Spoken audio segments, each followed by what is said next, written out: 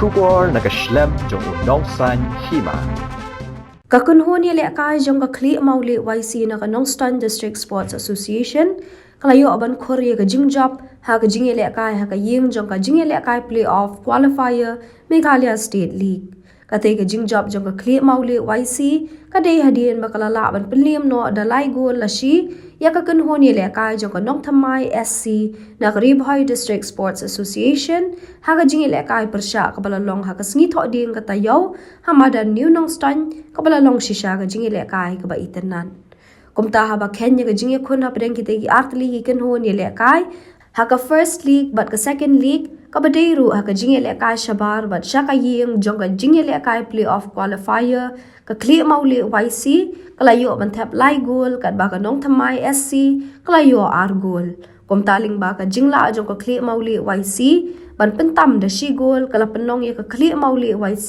bakan yo ban rung sa kalimpung lekai Meghalaya State League kaban sa Longshen shu ka tega sngi ya ka nam man of the match layo ban kurda ka walam nongsiang na ka Khliehmawlieh YC.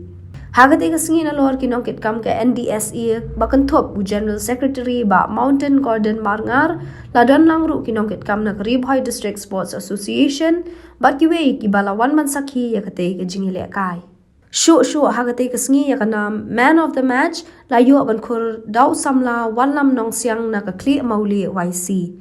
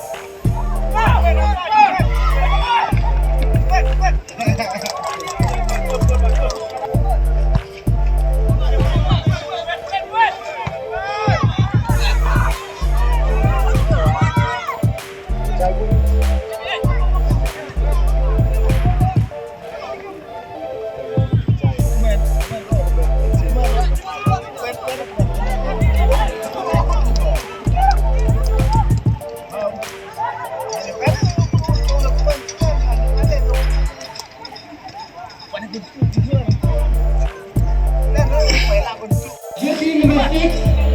Risayang Mukti. Jersey number 7, Leaderson Nongthymmai. Jersey number 16, Tony Nongthymmai. Jersey number 5, Leaderson Hasono.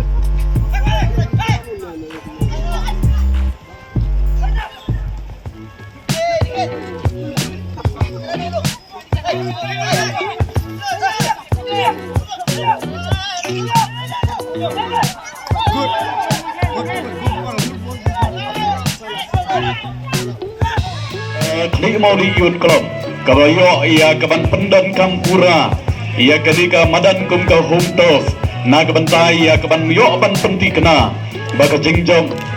kalong ruha kalian jongki da kaba kiyo ya keban convert ya lai teliki call kibadon kam tam hagane gejing eleka kahum tikalong iba humi nadu na Ïing hamadani kabju hi ni ropaliar kane ka de kahum jongi kalau kum kai Ïing ka sem jongi kane takrau ni lekai ni lekai baha nadu sedang yo tap tamba stand half ila sa pun phai no andre baro player ni tristom lang iwe yo ban tap yang ka gol bantang yo result batiang jongi indai tang ban kod ni rai kane ka de tang jing sedang yang ni kapan sawan le ni lor lau coach ni pula ban plan kambay yang player ni latip we pat kami di sana ni baro ka we kakan le ba na ta ka team pat we player pat ngiro player we player ni tristom ni national lang baro coach takadaw untuk berdoa pasing yo hari ini akan mesti nama ba